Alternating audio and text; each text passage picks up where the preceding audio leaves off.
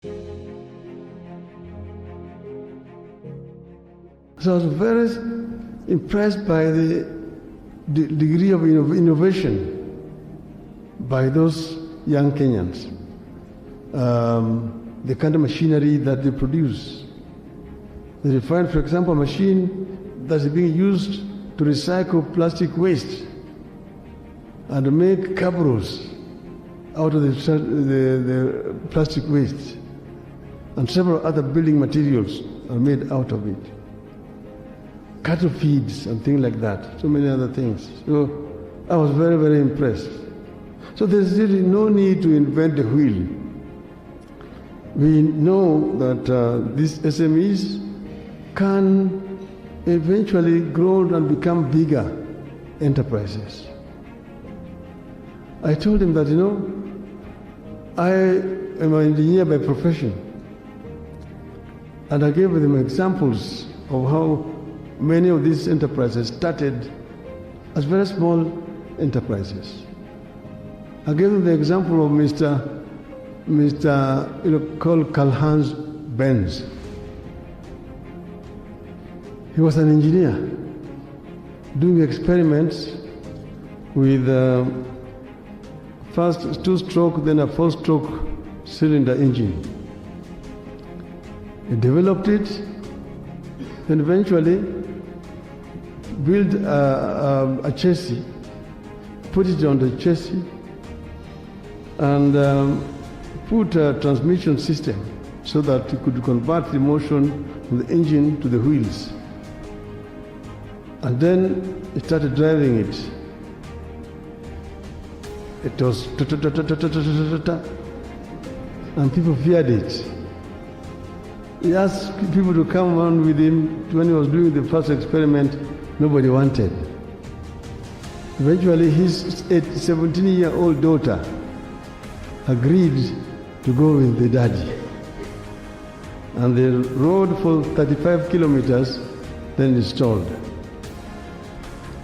They later on named that model after his daughter, who had agreed to risk her life to go with him. The daughter was called Mercedes. That is the story of Mercedes-Benz. The man was called Karl-Heinz Benz. But that's why sometimes we call it Mercedes-Benz. The daughter was called Mercedes.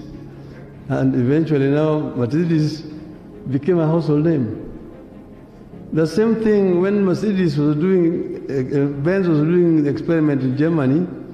Next to him, not far away, another person was also doing experiment. It was called Daimler. Eventually, Daimler and Benz came together. That's why sometimes it's called Daimler-Benz.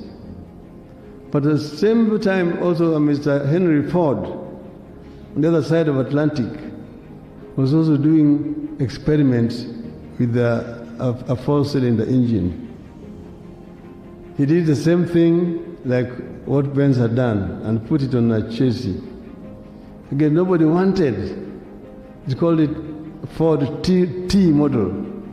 Nobody wanted to get into it.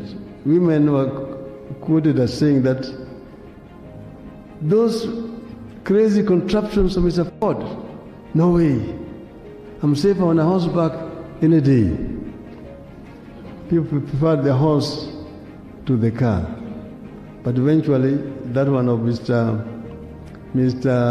Ford also became now an international model.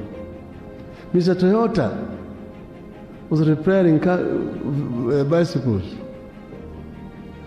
Then he went into the scooter, assembling parts to make a scooter, which became the motorbike for women. Then he went to the motorbike. Eventually, he went to a four-stroke cylinder engine, which became then Toyota. And when Toyota was made in those days, nobody wanted to buy Toyotas. When I was studying in Germany, Japanese cars were banned. that they did not meet the German safety standards. The first Toyota that were brought in this country were lying in the warehouses here. Nobody was buying them. Till they went and convinced two politicians, Dr. Gikonyo Kiano and Mr. Joseph Murumbi. They gave them free cars to drive so people could trust. And that's how they managed to enter this market here. Today, Toyota is a household name internationally, all over the world. I was telling them also that when we were going to school, anything Japanese was known as inferior in quality. There was a cloth. If they made you a uniform with that cloth, which is called Japan, fellow children in school would laugh at you. We went to Japan. You had to wear Stackfords from England. Now, made in Japan is seen as high quality. So I was encouraging these people to say that we can also do it here.